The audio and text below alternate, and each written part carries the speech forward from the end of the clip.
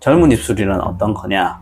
금기증에 대해서 이런 사람은 이거 하면은 조금 안 좋게 된다. 이제 나이가 들면서 치조골하고 그다음에 상악, 그러니까 우리 뼈 자체가 이제 흡수가 됩니다. 그리고 입을 이렇게 모아줄 수 있는 이 근육 자체도 이제 위축이 되고, 그래서 우리나라에서는 그런 것들이 교육 탓이 아닌가. 오늘은 논문 한 편을 통해 가지고 입술에 대해서 말씀드리려고 합니다. 중안면 입술의 중요성과 입술 올림 수술. 네, 그래서 이제 논문은 PRS 저널이라고 성형외과에서 주로 보는 논문입니다. 미국 저널이고요. 립 리프팅에서 입술에 관련된 주사라든지 이런 것들이 굉장히 곽강을 받고 있고 많은 시술이 이루어지고 있는데, 단순히 볼륨만 증가시켰을 때 예쁘냐? 그렇지 않다. 이렇게 길어진 인중을 줄이고 입술을 올림으로써 좀 더 젊고 예쁜 입술을 가질 수 있다.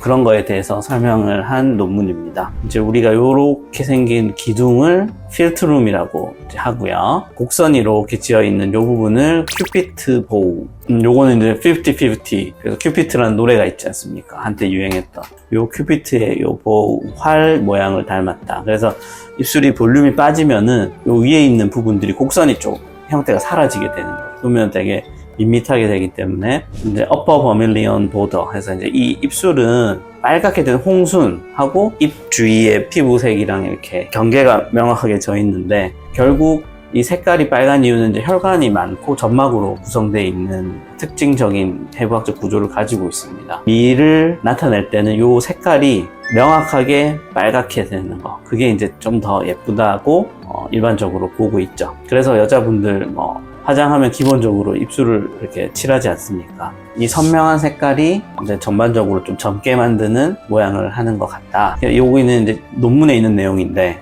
언어적, 비언어적 의사소통. 화났을 때 입이 튀어나온다고 하잖아요. 그것처럼 그런 의사소통에 관한 거. 입으로 말을 하니까 가장 중요한 거죠. 지금 제가 계속 말하고 있지 않습니까? 그래서 1919년 미국 성형외과 학회는 얼굴의 연조직 주입이 약 270만 건이 이루어진다고 합니다. 그 중에서 상당수가 이제 입술의 시술이 이루어진다. 그래서 노화된 입술은 볼륨 회복이 중요한 요소이다.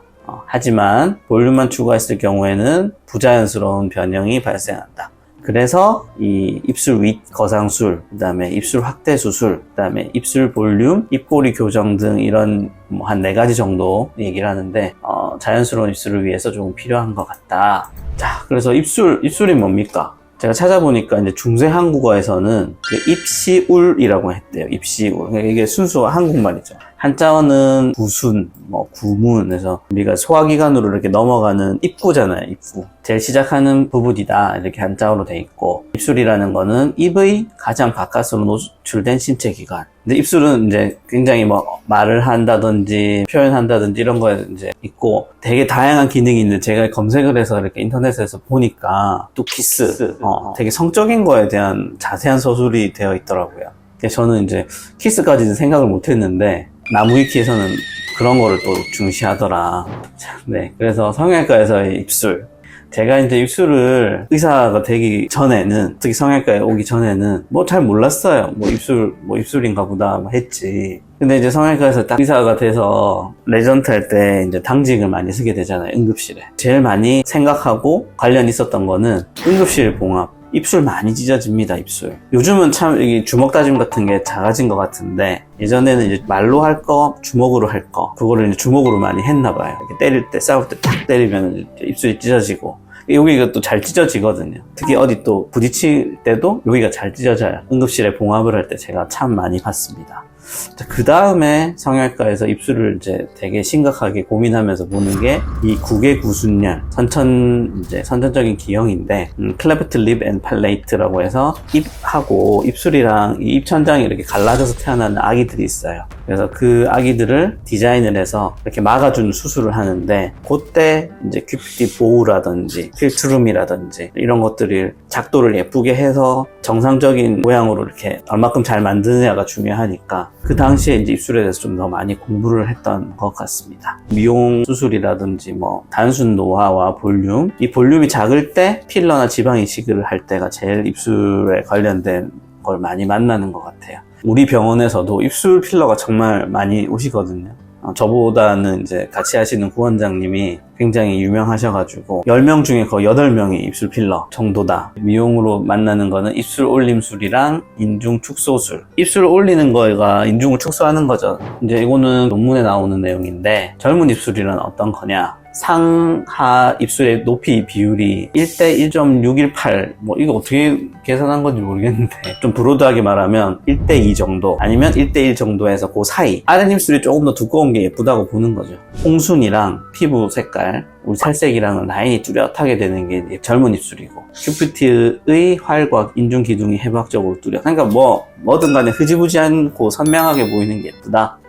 자, 그리고 옆에서 봤을 때는 상순이 하순보다 1~2m 앞쪽으로 돌출돼 있다. 여기 보면 한 1~2m 앞에 있는 것 같다, 그죠? 자, 에이징 립. 그거 반대되는 내용이겠죠. 요 사진을 보면은 명확하다, 그죠?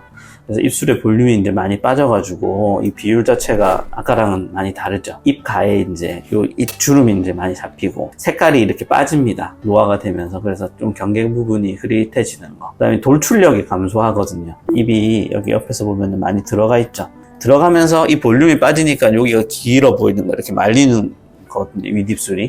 이 원인은 이제 나이가 들면서 치조골하고 그다음에 상악, 그러니까 우리 뼈 자체가 이제 흡수가 됩니다. 그리고 입을 이렇게 모아줄 수 있는 이 근육 자체도 이제 위축이 되고 잇몸도 되게 줄어들거든요. 치조골이 자꾸 흡수가 되다 보니까. 그래서 이 사이가 많이 뜨는 거죠. 그래서 이제 그런 노화 때문에 이런 현상들이 발생을 한다.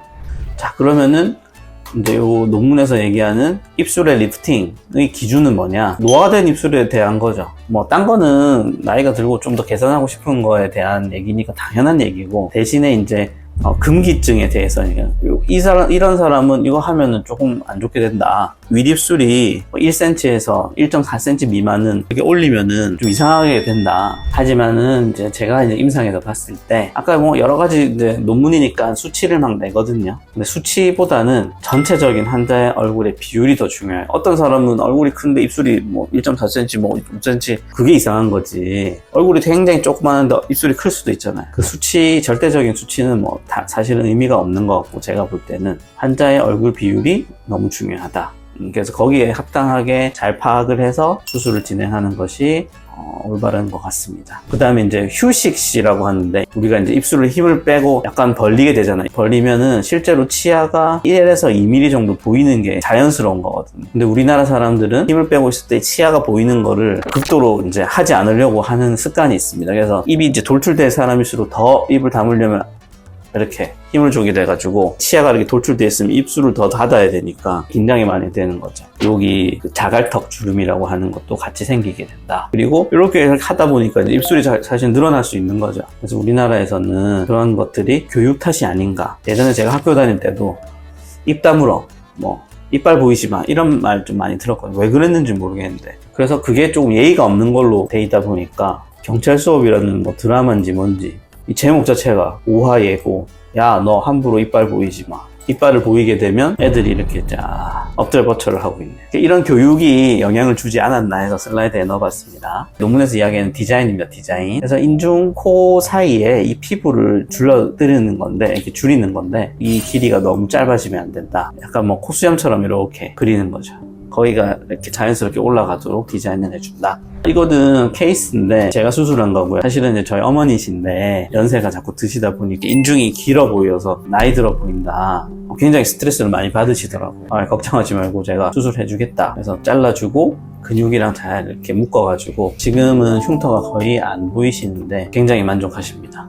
그 다음에 이제 책에는 안 나오는데 제가 임상에서 많이 하는 거는 머슬 보톡스랑 스킨 보톡스. 스킨 보톡스는 딱 들어가는 근육층에다가 보다는 위에 있는 피부층에다가 이제 놓으면서 피부를 조금 탄력을 있게 만든다는 이제 개념으로 사용하고 있는데 꽤 효과가 있는 것 같아요. 제가 볼 때는. 아마 머슬층까지 조금의 영향을 주겠지만 일화가 있는데 이제 입술 여기 상순에 이렇게 그 보톡스를 하면은 그 주름 자체가 없어져요. 이게 우가 안 되거든요. 우가. 보통 1주 정도 지나면 보톡스 효과가 나타나니까. 근데 어머니가 막 오셨어. 우리 엄마는 아니고 다른 이제 환자분이 내가 우가 안 돼가지고 그래서 국을 못 먹어서 막 국이 자꾸 흘렀다. 숟가락을 깨끗하게 이렇게 힘줘서 못 먹었다.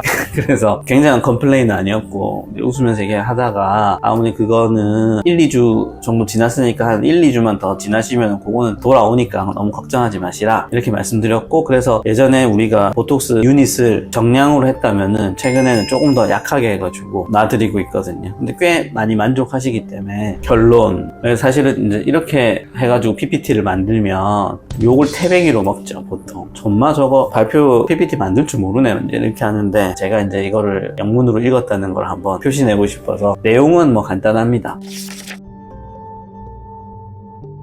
저희 다른 성형외과 선생님 책을 쓰실 때 맨 앞에다가 이제 해놓은 거. 성형외과 학이란 인간을 위로하는 학문이다. 저도 제가 나이 많이 들었다 이런 말을 잘 많이 못 듣고 살았는데 어느 날 문득 거울을 봤을 때 이 노화됨을 이제 딱 느끼고 그런 노화에 대한 것도 우리가 이제 개선시켜 줄 거는 개선시켜 준다.